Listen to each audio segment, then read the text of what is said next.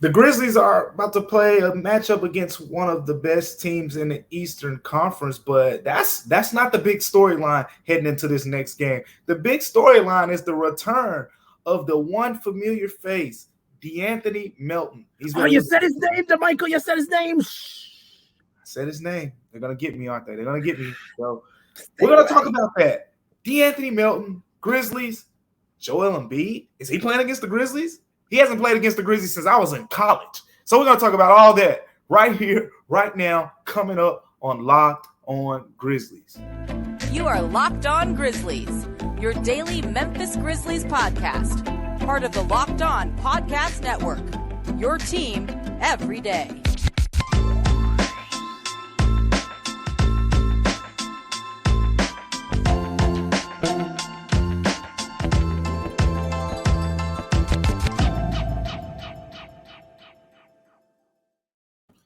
What's going on, everyone, and welcome back to Locked On Grizzlies. I'm your co-host, Damichael Cole, joined by the one and only Joel Mullinax, who has decided to get back in the writing field as well. He has a Substack that he just created out there. Joe, how you doing, man? Written in the Dark, which I don't know if I like that name or not, but I thought on it for a minute. And, you know, if you read the Substack, Joe Mullinax Substack, that's where you can find it. Thank you for shouting it out to Michael. I appreciate that. You know, I was just ready to get back into writing about the Grizzlies in addition to the work that we do here on Locked On. I want to stress that Damichael is wonderful. I mean, just look at him if you're on YouTube. Just look at that face. And if you're just listening, you can just get the vibe of just how wonderful Damichael is. And I'm being genuine. I think sometimes people think I'm messing with Damichael. I thoroughly enjoy working with Damichael. I just miss typing and writing about the Grizzlies. So there's a free option. There's a paid option. You know, I'm going to make a donation every month to a Memphis charity. It's not really about the money for me. It's just about writing about this team again and trying to be close to as good as Damichael. So thanks to shouting it out to Michael. I appreciate that. Of course. No problem. But if you're familiar with Joe's work at Grizzly Bear Blues, then you know how well his work is. So this is a win. This is a win for the Grizzlies fans out there. So make sure you check out his content as well. But thank you again for tuning in to Locked On Grizzlies. And remember, today's episode is brought to you by BetOnline. BetOnline has you covered this season with more props, odds, and lines than ever before, because BetOnline is where the game starts. Make sure you continue to check out Locked On Grizzlies everywhere you listen and watch podcasts. That's Google Podcasts, Apple Podcasts, Spotify, Stitcher. We're everywhere, just like the air. So make sure you go check that out. Anytime you check out a podcast, 9 times out of 10, Locked On Grizzlies is available in that same space. So once again, we appreciate you for tuning in. We appreciate the comments. We appreciate the reviews. We check them all out. We input all of those things into our show just to make this content better for you going forward with each episode. But the Grizzlies wanted to make their team better going forward, right, Joe? And the 76ers did too. So it's one of those, we're talking about one of those trades where both teams feel like, okay, we got the better end of the stick in this one. And we have, I think 22 Sixers games up to this point, and you have 21 Grizzlies games up to this point in the season to kind of determine the trade that I'm reflecting on here. And that's the De'Anthony Melton when he was traded in the offseason. You keep saying his name, and people are just going to lose their minds, Damichael. You're bringing that energy to our show. They're gonna lose their minds, right, Joe? But he was good, man. I know they say, oh, the playoffs this and the playoffs that, but we're gonna get into it. But De'Anthony Melton traded from the Grizzlies after 3. I thought were 3 terrific seasons for him, but clearly it's to each his own. 3 seasons in Memphis for De'Anthony Melton, and in return, the Grizzlies got Danny Green, who's out with an injury right now, and a first-round pick that turned into David Roddy, who has played rotation minutes for this team today. And now, this all leads to my question for you, Joe. We've seen 22 Sixers games. We've seen 21 Grizzlies games. Of course, the Grizzlies, it looked like they're playing the longer game with this trade, whereas the Sixers are in the more win-now approach. But who do you think has the upper hand? Just what is your overall evaluation of this trade after we've seen, a quarter of the season? I think you hit the nail on the head. It wasn't about the here and now for the Grizzlies. and as we've talked about on multiple episodes of the show, and we'll continue to talk about, until the front office makes a trade that is about the here and now, they're not about the here and now. The coaches want to win. The players want to win. I'm not saying they don't want to. The front office, in my opinion, outside of yay, go Grizzlies, like they could care less. They are not going in to sacrifice anything for the future to make this team now as good as they possibly can be. And there's plenty of logical arguments for that, right? Ja Morant, Jaren Jackson Jr., still outside of their primes. If you consider the prime of someone's career, their mid-20s or so, mid to late 20s, their athletic peak. You know, Jaren and Ja and Dane are all 3 to 4 years, give or take, away from that.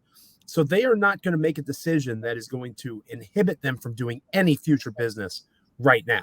And again, I think you make arguments that's the right call. The Melton trade is a good example of that, and here's why. The Grizzlies were not going to be able to pay Melton what he is going to make on his next contract and be able to potentially max out Desmond Bane and give Ja his money and pay Brandon Clark and Steven Adams. Those things could not all happen at the same time. In theory, they could, but for all this talk of Robert Parra paying the luxury tax, last time I checked, they're still in Memphis, Tennessee, which is a place that I love. I know it's your home, Damichael, so I say this with love. It's not a big market. So he might do the luxury tax like one time. I could see that. He ain't going to be a repeater payer in Memphis. It's different than in San Francisco with the Golden State Warriors. We don't have to go into the economics of it all. It's just different. So he's not going to be interested in doing that because it's not as economically viable in Memphis as it is in a larger market. All right. They can't pay everybody. And they found the best deal to get themselves a contributor on a rookie contract over the next several seasons, plus an expiring, to get something out of a guy that they gave up essentially nothing for. That context matters, right? Like it was Kyle Korver's contract, I believe, in exchange for them taking on Josh Jackson, right? Who spent a lot of time in the G League for Memphis, and that's a separate conversation. But Melton was brought in basically for nothing, or very limited, something, maybe is the best way to put that. When that trade happened, the draft picks that were exchanged were the stars. But Melton made himself a better basketball player. He thrived in the Grizzlies' defensive system. And I think he got so good, similar to Grayson Allen, that Memphis was not going to be able to pay him what he's going to command. He's going to make more than his current, I believe it's $8 million right now, something around there. He's going to make more than that on his next contract. And if he makes $12 million a year, are you picking Melton or are you picking Steven Adams? And that's essentially what it comes down to is those role players. You can't give them all those 12 million-ish deals and pay your core guys what it takes to keep them around. Melton was a victim of that. They made a choice and Melton was not part of their future. Was it right? When it comes to the Grizzlies, we're going to have to measure that out in a couple of years, right? It's not something in the here and now we can really talk about. For Philly, it was absolutely right. Melton, in several ways, is having a career season. He is the absolute best combo guard in the National Basketball Association when it comes to steals. He is the best. There is no one better than him right now. And that is something that the Grizzlies, as we've discussed, have tailed off on a little bit. So in the here and now, Philly probably won the trade, but that's not what this was about for the Grizzlies. And we won't know if it was a win for Memphis until 2 or 3 years down the road. Yeah, that's a great way of putting it. The Grizzlies, it was more the long-term outlook here. And with the Sixers, it was the short-term thing. And that's what we're seeing, right? Because in the short term, the Grizzlies bench is struggling, with David Roddy in the lineup. And the Sixers have been very fortunate with James Harden going down. He won't be available for this game, by the way, but he's close to get back. So the Grizzlies probably dodged one right there. But no James Harden, and I believe no Tyrese Maxey as well. So the Grizzlies kind of dodged a couple guys, but the Sixers have been fortunate to have De'Anthony Melton step in. I think I posted it on Twitter one time. As a lot of you may know, I worked at the Philadelphia Inquirer for 2.5 years before coming to Memphis. About a year ago, around this time, and a lot of the Philly fans and stuff still reach out to me, and one of them shot me a text earlier this evening during one of Melton's games and said, "Tell the Grizzlies that we're thankful. I think it was around Thanksgiving actually that we're thankful for De'Anthony Melton. So there's that as well. But a nice little give and take there. Right now, you can make your argument for both ways depending on how you're looking at it from an outlook perspective. But it's going to be fun overall just to see De'Anthony Melton back in Memphis. I think just from an energy standpoint, right? This is a guy who I would say was the closest player on the team to Ja Morant. Just from being around those guys and seeing them interact with each other. As most people know, I've written about like NBA Youngboy and things like that, how they gravitate towards music. And those two players, Ja Morant and De'Anthony Melton are probably the biggest two NBA Youngboy fans from last season's team. So two guys that really gravitate towards each other. But overall, De'Anthony Melton back in Memphis is going to be fun. Can't wait to see the ovation that he gets. We saw the one that Kyle Anderson got, so we'll be kind of cool to see that. And I'm hopeful that Melton gets the hype video and all that stuff. He deserves it. He was an important part of the Grizzlies' success, especially in the regular season. You can't say he wasn't. If you say Melton wasn't important to the success of the Grizzlies last year, that tells me you didn't watch the Grizzlies. So I think that's going to be good to see him back around those guys. You'll have a lot of feel-good moments, I would imagine. Coming up, we're going to talk about Joel Embiid and why he is ducking the Memphis Grizzlies. But first, this episode is brought to you by BetOnline. BetOnline is your number one source for sports betting info, stats, news, and analysis. You can get the latest odds, the latest trends, all of those things there for you over at BetOnline.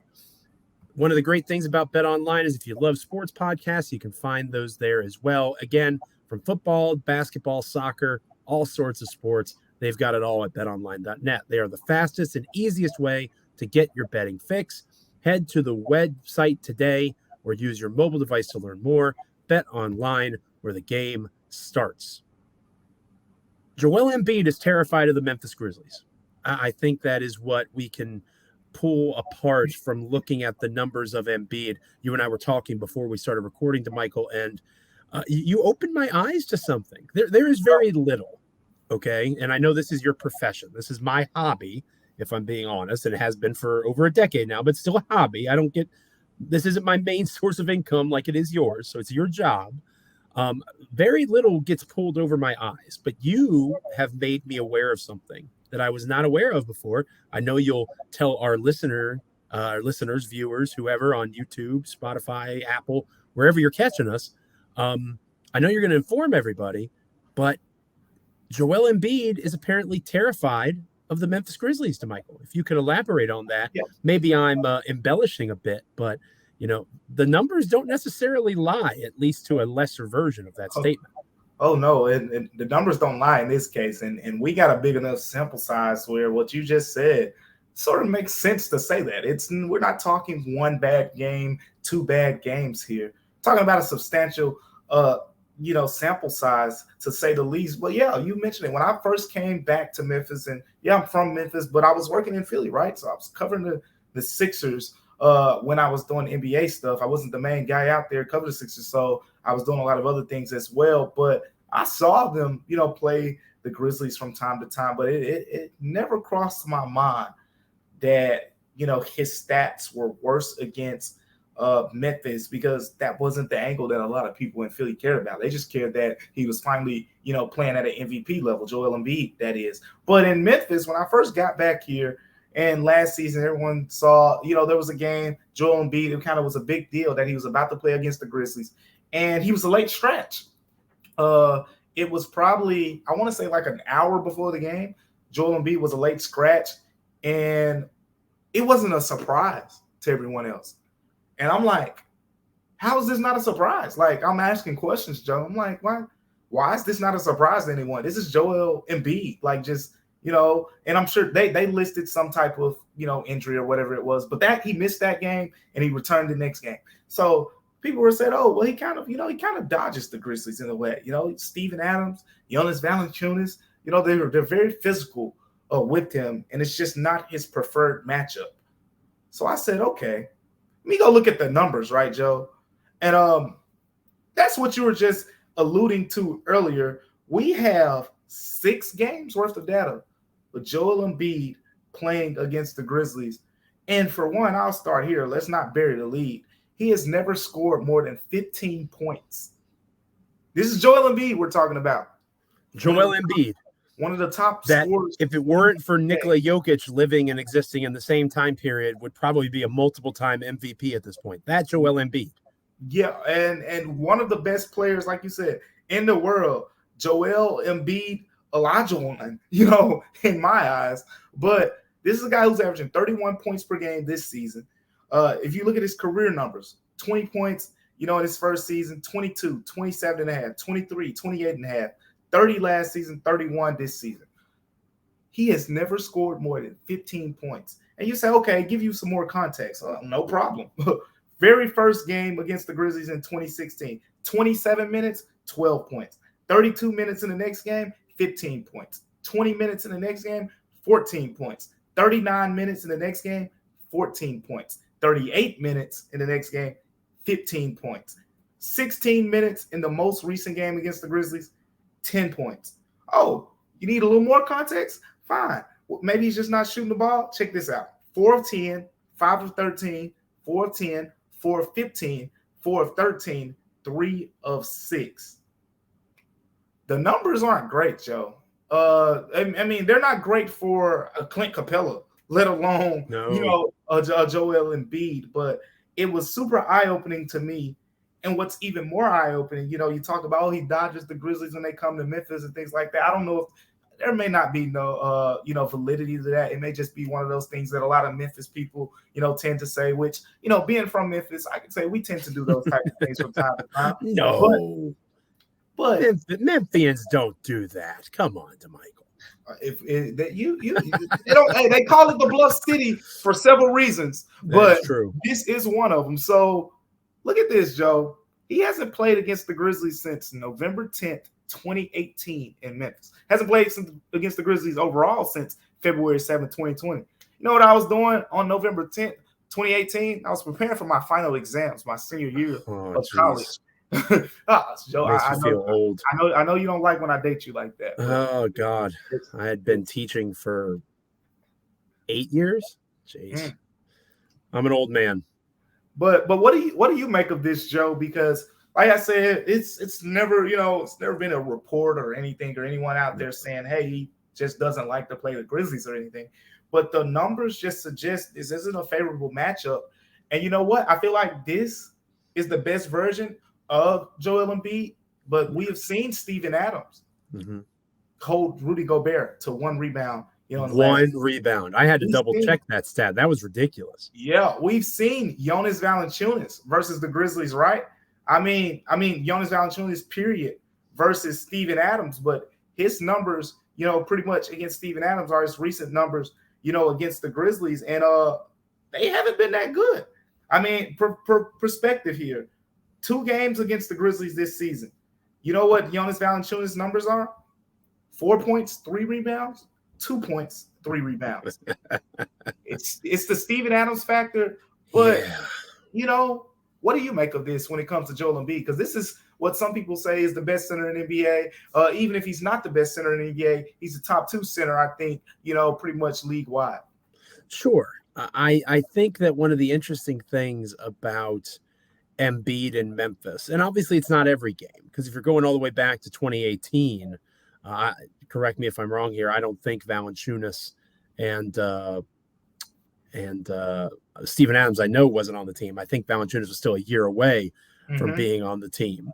The Marc Gasol trade happened in the winter of 2019. That's another one. That's the other center that he struggled against. Right. So that's where I was getting at. So you go from Marc Gasol to Jonas Valanciunas. Now you have Steven Adams. There are several bigs that Memphis has been able to throw at him that not every team has been able to throw at him, right? Whether it's Valanciunas and Adams and the physicality that they bring, especially Adams. Adams is elite at being big, like we've talked about on here multiple times.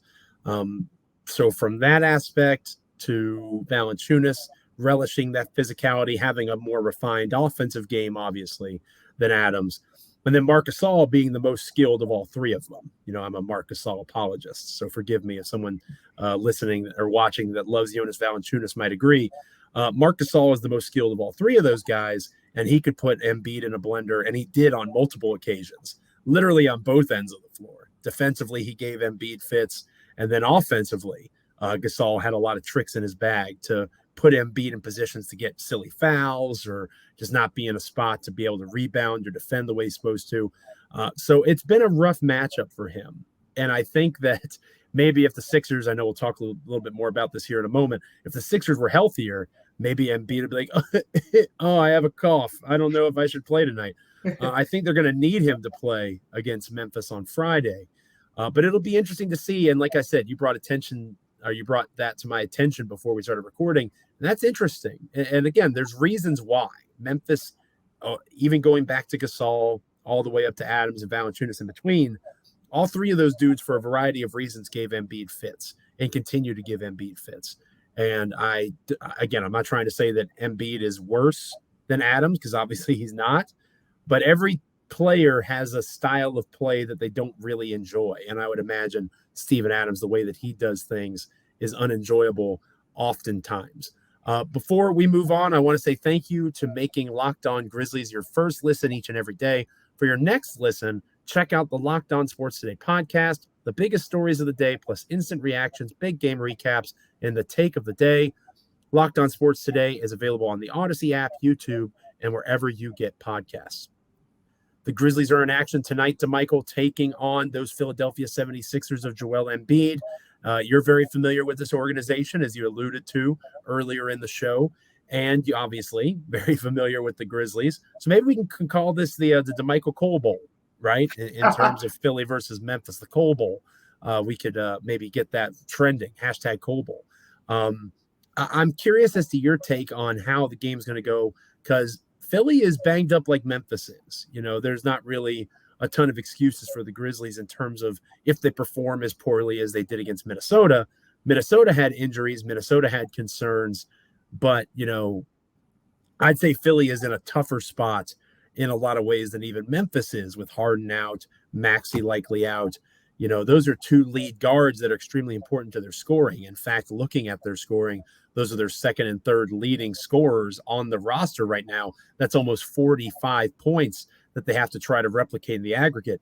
Shake Milton has done admirably in those guys' absence, but, you know, Shake Milton is not a sustainable success story in that way. Tobias Harris, you know, Tennessee ties, closer to your ties on the other end of the state. But, you know, Tobias Harris has a connection there that he'll have some opportunity in this game, you'd imagine. But I'm kind of curious as to your overall view of this game going into it, looking at a wounded Philly team. You know, the Grizzlies are still missing Zaire Williams and Desmond Bane, but Maxey and Harden, that's a heavier burden to carry if you're Philly coming into this one, isn't it? Yeah. This is one of those games where the Grizzlies can't use the injury thing. It's like, we didn't have Dez, we didn't have Zaire. That doesn't matter this game, because at the very least they're on the same plane. Yeah, and Maxey with just one of them, you know, Maxey when he plays, you know, he and Embiid have a nice, you know, thing going, and they still look like a 4th, 5th seed type thing. Or Joel Embiid and Harden, they can still, but without both of those guys, what you're going to see is the offense completely revolves around Joel Embiid, which plays into, you know, it's going to be a lot of Steven Adams versus Joel Embiid in this game. I wonder, in this type of game, will we see more of Steven Adams? Because just from a matchup perspective, I wouldn't want Jaren Jackson Jr. isolated against Joel Embiid. I know in theory it sounds fun and it sounds good, but at the end of the day, Joel Embiid has been one of the best players in the NBA at drawing fouls over the last 3 to 4 seasons. And you want to have, you know, a guy who is a little bit more disciplined when it comes from a personal foul perspective. And that has been, you know, Steven Adams, you know, in that regard. So overall, I think that's what it comes down to. I think Steven Adams is someone who could, you know, get a minutes boost. I'm going to ask, you know, Taylor Jenkins about that before the game, because I think in this case he could get a minutes boost because the ball is going to be in Joel Embiid's hands almost like a point guard. He's going to touch it pretty much on every possession. You've seen guys like Shake Milton, De'Anthony Melton. He pretty much plays the same style he played in Memphis. He's going to get up a lot of spot-up three-pointers, not too many dribbles in between his shots. and he's going to play defense. Same De'Anthony Melton. You look at his numbers, he's taking close to the same amount of shots per game, close to the same amount of three-pointers per game, at around 5 3-pointers per game, just like last season. And, his percentage, three-point percentage is down a little bit, but he looks very similar to that player. But the Grizzlies have a very, this is a game that the Grizzlies very much should come out on top of, I think, Joe, particularly because you have the formula to at least, not letting Joel Embiid score 50 points, which is what he has to do probably at this point for this team to win. They just got blasted by the Cavaliers in that last game, 113-85. It looks like Tobias Harris is listed as questionable. That's another big one. If he plays, that would be massive if he doesn't play. Who the hell is going to score outside of Embiid? Yeah, that's the problem, right? Shake Milton has given him a nice boost as a scorer, but someone who was there, like I said, he's a little inconsistent. He is very capable, though. He's had a great couple weeks scoring the basketball. So the ball is going to be in Joel Embiid's hands. If it's anything how we saw the Grizzlies guard Brandon Ingram and Zion Williamson in that Pelicans game where CJ McCollum didn't play, they're going to force someone else to beat them. And if Taylor Jenkins does that, as I expect, the Grizzlies should win that one comfortably. But I'm not too worried about those other guys. And then when you switch it over to the Memphis side, Joe, they're going against the number one defense in this one. So it could get a little ugly. The reason that I think that the Grizzlies need to win this game is because of everything you just outlined. Second option, Shake Milton, if Tobias Harris can't play. No offense to Shake. Him being their second best offensive option is going to end poorly for Philadelphia, or at least in theory it should. I'm looking at the schedule ahead, and I know we have daily shows coming up here to Michael. I don't want to get too far ahead of ourselves. But aside from the Sunday evening matinee against Detroit coming up here in a couple of days, the next time we're on these Locked On airwaves, we'll be talking about that contest in addition to the Philly game. The 6 of their next 7 games are at home between now and December 16th, when they leave to go to Oklahoma City. Over the next 2 weeks, most of the nights they're going to be in their own beds, going to FedEx Forum for games. And I know that you know this as somebody that's on the beat. That's extremely valuable. These homestands and stretches of time where you are at home, a vast majority of it, are extremely important. And it's even more so for the Grizzlies because you look at who they're playing on that road trip coming out of the homestand. OKC, better than expected, as we've discussed before. Then they're at Denver, at Phoenix, Christmas Day against Golden State, at Golden State. There are going to be some losses on that list, regardless of whether or not Desmond Bane is there. You're playing some of the best that the Western Conference has to offer. You could argue the 3 best teams in the Western Conference all in the span of 6 days. So the point I'm trying to make is you have a wounded Philly team coming in, more wounded than you are. Yes, you missed Desmond Bane. You still got Ja Morant. At worst, Morant is the second best player on the floor. And then you've got Jaren Jackson Jr., who's probably the third best player on the floor. Those two need to play like the stars that they're capable of being. You can't have the mass amounts of turnovers like Ja had against Minnesota. I know he's kind of talked about that himself, in the past, making sure that he holds himself accountable. Credit to Morant in that way. You need a better Ja, and I think that he's going to be motivated coming out of the issues with the refs that you talked about in the last episode.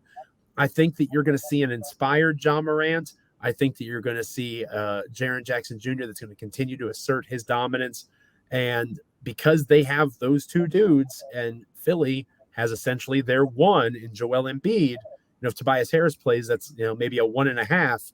The Grizzlies are in a better spot to compete, and they need to take advantage of this opportunity and the opportunities ahead in the next couple of weeks, because it's going to get a little bit tougher sledding here soon. It's going to be some tough sledding. And, you're talking about the Heat coming here, possibly getting Jimmy Butler back. You're talking second night of a back-to-back. Yeah, second night of a back-to-back. Then hey, not only Jrue Holiday, but the Bucks just got Chris Middleton back. So that's going to be a loaded team that they're going to see as well. And the Bucks kind of had the Grizzlies number, last season. And then, you talk about just in this game in particular, don't underestimate this team. I don't want to be that guy to say I told you so, but I remember saying, with this Timberwolves squad, you did. Don't underestimate them, because sometimes there's a positive in subtraction. And from the Sixers perspective, the positive could be now you don't have to worry about other guys taking shots from Joel Embiid. Now you don't have to worry about Joel Embiid taking as many possessions off, because that sense of urgency is there in terms of, if I don't do it, who will? So he doesn't say, oh, James, you got this possession. Or Tyrese, you got this possession. I'm going to, set this little screen and rest before we get back on defense. If Joel Embiid doesn't do it, it's not going to get done, more than likely. So you be careful, because this is still the number one rated defense in the NBA. Hello, Matisse Thybulle, one of the best defensive players. I love watching that guy play defense, Joe. I mean, it's just so different, to see a guard, forward, or however you want to list them, get all these blocks from behind on the perimeter and all these, just weird chase down blocks and steals, the way he plays. Fun guy to watch defensively. So it's going to be fun to see if they match him up against Ja Morant, or are they going to match De'Anthony Melton up against Ja Morant? Overall, just a lot of fun angles to hit with this game. But yeah, you hit on it. Big stretch coming up. You're at home, so you gotta protect the home court. But this ain't a home stretch where you're just playing a bunch of scrubs. There's going to be some good teams coming to FedEx Forum. Absolutely. And that makes a game against a wounded Philly team all the more important. But again, when you got a superstar like Joel Embiid, all bets are off. Grizzlies fans are learning that about having Ja Morant on their team. Superstars can make a world of difference, even when their team is not necessarily at full strength. Thanks for making Locked On Grizzlies your first listen today. For your second listen today, check out Locked On Sports Today. From the games that matter the most to the biggest stories in sports, go beyond the scoreboard and behind the scenes with local experts and insights that only Locked On can provide. Locked On Sports Today, available on this app, YouTube, and wherever you get your podcasts. We're at the weekend, Damichael. It's a Friday here. Obviously, you'll be working Friday night, checking out Philly. But, hopefully you have some fun weekend plans ahead of you. Next time we're together, let's break down this Philly game and the Sunday showdown with Detroit as well. How's that sound? Sounds great. It sounds great. That Detroit game. Sounds like we're not going to get Cade Cunningham. Wanted to see that guy play. So that's a bit of a bummer. But overall, nice little young team over there in Detroit. Marvin Bagley, kind of trying to rejuvenate his career. Of course, Jaden Ivey, Jalen Duren for our Memphis Tiger fans out there. So a lot of fun angles in that one too. So going to be fun to watch. But I think if we're just being honest with each other, Joe, here, next time we come back, if the Grizzlies aren't 2-0 over that stretch, it's probably going to be some unhappy faces around how that stretch played out. As we talked about, the Western Conference is a weird place right now. Got to continue to find wins where you can. And again, Philly is good. I agree with you. Philly is wounded. Detroit is a team that Memphis should beat. They should be 2-0 the next time that we're back together here on Locked On Grizzlies. Thanks for making us part of your Grizzlies experience, whether it's on YouTube, podcast, comment, rate, review, subscribe, all of those things. Continue to give us feedback, make us better here at Locked On Grizzlies, or just let us know how much you're enjoying the show, how good Damichael looks, how I just ruined the YouTube experience. Whatever you want to discuss, by all means, let us know. I have a face made for podcasting. I know that for a fact. For Damichael, I'm Joe. Stay locked in, Grizzlies fans. This is Locked On Grizzlies.